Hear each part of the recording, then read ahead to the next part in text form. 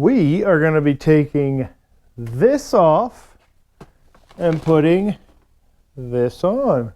That's right, guys. We're going to be installing the exhaust on the ZX14 in this video.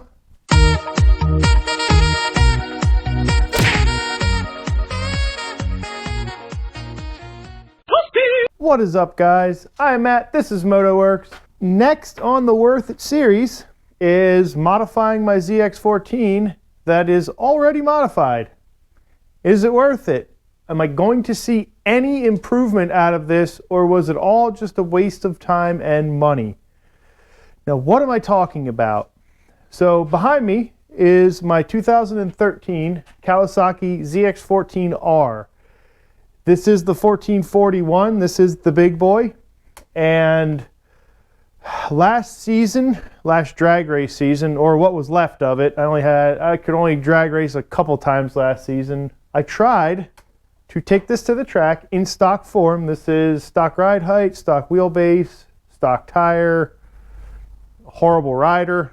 I tried to run a 9-second quarter-mile pass on this, and I was unsuccessful. Now, I'm not doing any of this work in hopes of running a 9-second pass. This bike goes between 140 and 144 miles an hour in the quarter mile, which is plenty of speed to go 9 seconds. These bikes, everywhere I look, go 9 seconds in a quarter mile. So I know the bike's capable of doing it. It's just a loose nut between the handlebars and the foot pegs. I've got to figure that issue out. I got to get some balls and just launch this thing, but that's going to come with time and practice. No, the things I'm doing to this bike is I'm taking off this exhaust and I'm putting on a Yoshimura exhaust, and I'm also going to be going from regular wheel bearings to ceramic wheel bearings, and that'll be in another upload. But for this one here, we're changing the exhaust system around, mainly because I think this is a restriction. I don't think it's any more restrictive than stock, but I also don't think it improved my horsepower level over stock, because I see a lot of videos out there. These bikes in stock form are putting down anywhere from 189 horsepower to 192 horsepower in stock form. This bike, if you've been watching my channel for a while, you know that this one made 189 horsepower. So I don't think this Two Brothers exhaust system is doing me any favors in terms of performance. And I kind of want to look at the exhausts and compare them after I take this one off, and then just hold them side by side just to see what the differences are. Now, in my unboxing video of the Yoshimura exhaust, I did briefly touch on the fact that manufacturers don't tell you what the exhaust specifications are, the diameter of the piping. They don't really break that stuff down, and I think it's because it's kind of a heavily guarded secret in the ways that they step the exhaust systems up, like size-wise. And I'll show you more what I mean when I get this stuff off. But yeah, I think that this is definitely the restriction to power. Now, why am I doing all this anyway? I mean, 190 horsepower is plenty. Why do I want more? Why do I need ceramic wheel bearings? Well, the ultimate goal with this series is to see if I can get the bike to go 150 miles an hour in a quarter mile. I'm only 6 miles an hour away, so I'm trying to do minor little modifications to see if it improves my overall speed. And I don't know. I don't know what the results are going to be. What do you guys think out there? Should I be going 150 now? Is it me, or with these modifications, am I going to get that speed that I desire? So I don't know. We're going to find out over the next couple series. The first one here tonight, we're going to be installing the exhaust system. Of course, before we do that, I have to start the bike up so you can hear it.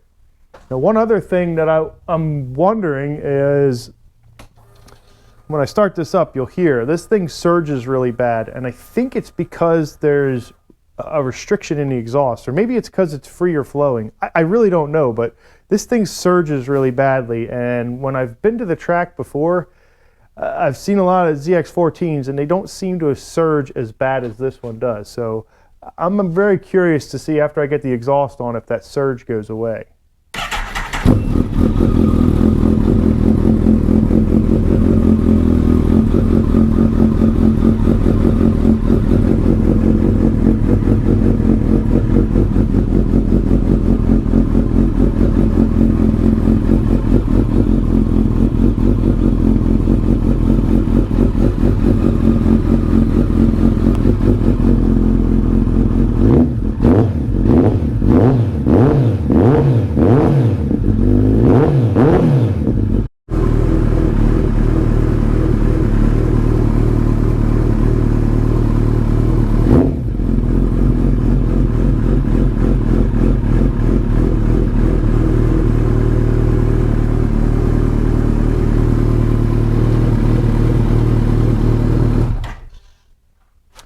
Alright, so there's a little bit of a before. That's what it sounds like with the two brothers. So now I'm just going to take it off.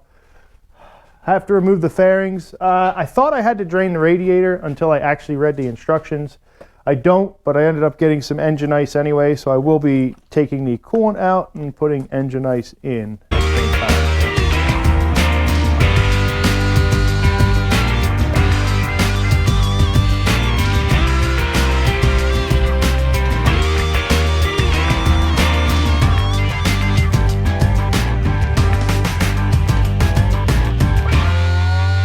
It looks like my Sprint air filter is doing its job of staying clean. But we've got the bike stripped down now, and I don't know why Kawasaki makes it so difficult and why you have to take off so many pieces just to get to this. But here it is, all torn down. I just have to remove the pipes. I figured just because the air filter is so easy to get to, I would just check it to make sure that it's still in good condition. So, yep, all that's left to do is remove the radiator and remove the exhaust, and then take the exhaust off, and then we'll just take a look at the two side by side and see if there's any difference at all.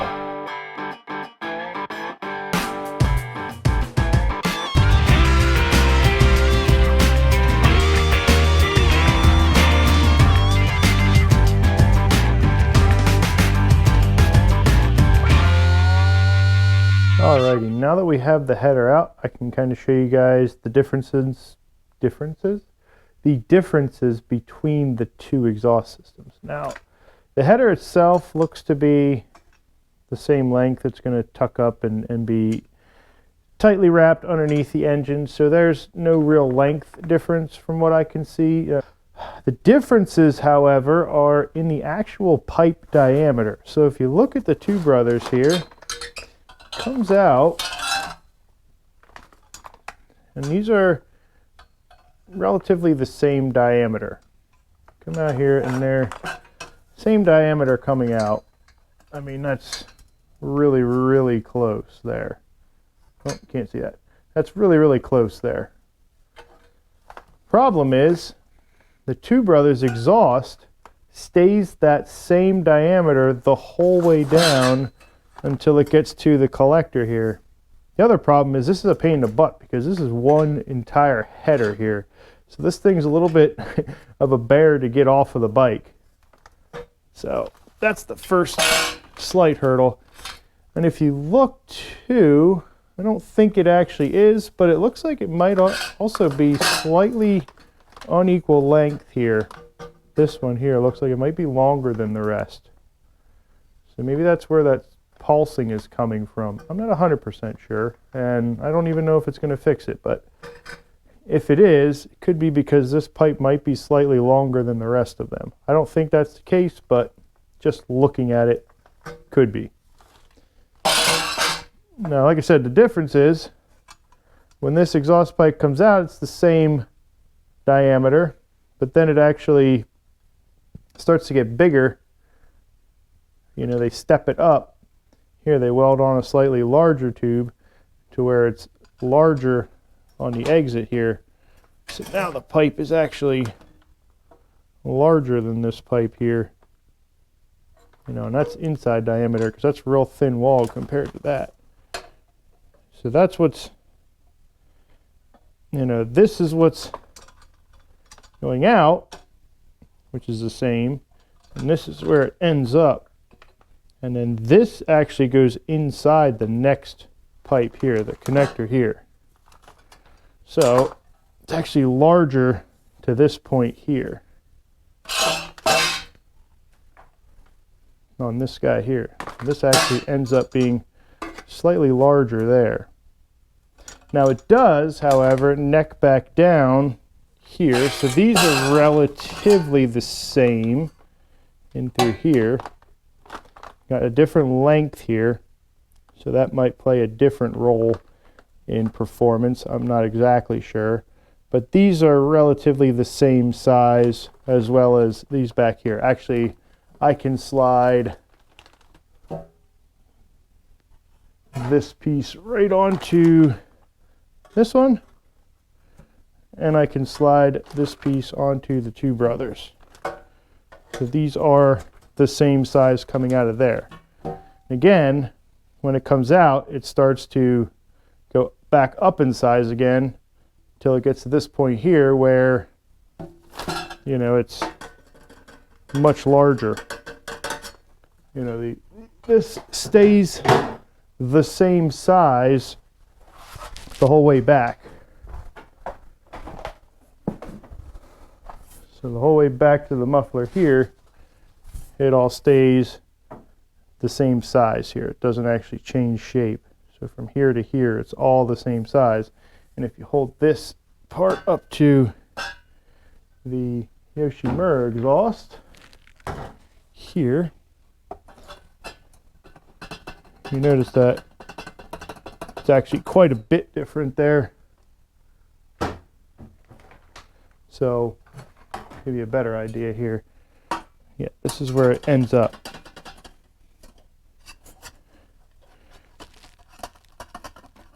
So, quite a bit larger. Not as large as some I've seen. I think the Brock system is even bigger still. But I think at some point, if you get it to be too big coming out, the actual exhaust, I think what will happen is you'll start to lose a little bit of that torque curve. And from what I've seen, these Yoshimuras, they make not only power, but they also kind of retain that big torque number that these ZX14s are known for. So those are some of the difference between the two brothers and the Yoshimura. Now I have already installed 1 through 3 headers on there. And on the Yoshimura system, if you aren't a fan of reading directions, I'll tell you right now, do not install your exhaust gaskets. They tell you to take the exhaust gaskets out. They're not needed for the install.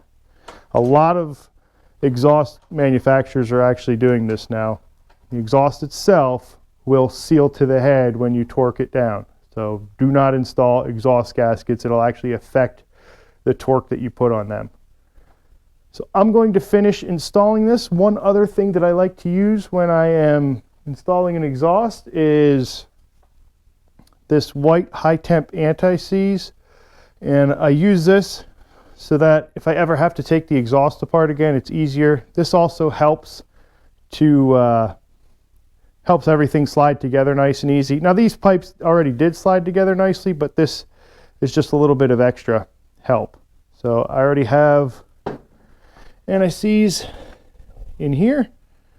So you don't need a lot of this stuff because it is going to kind of bleed off when we start it.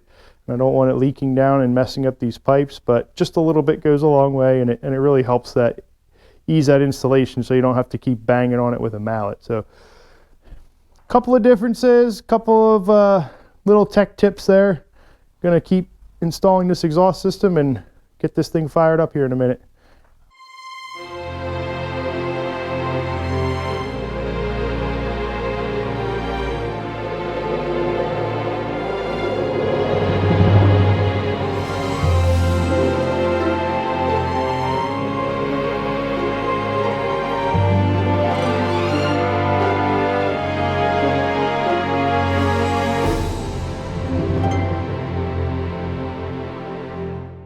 So the exhaust is on, and it actually wasn't that bad to install. Everything was just lined right up. It was actually a really simple install.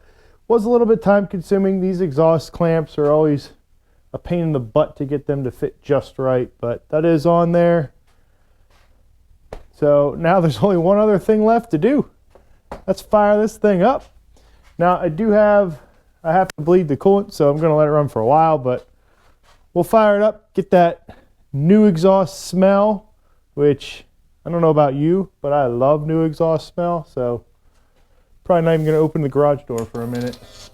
Let's see how she sounds.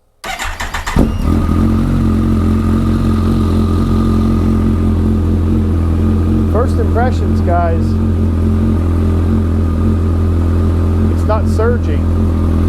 It's a lot smoother idle. Still pushing out quite a bit of exhaust, but it is a lot smoother sounding than it was before. Now, I don't know. We'll see when it actually idles down if that surge comes back. But so far, it's a mellower tone, so it's not quite as loud as the old exhaust. I'm gonna burp this coolant a little bit.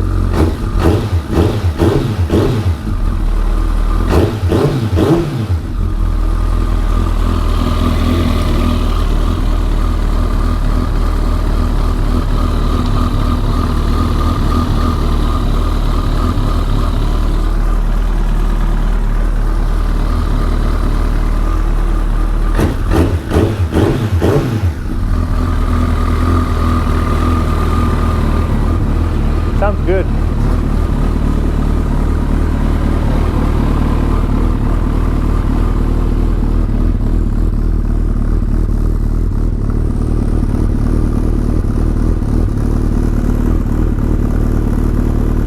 Yeah, definitely not as surgy as it was.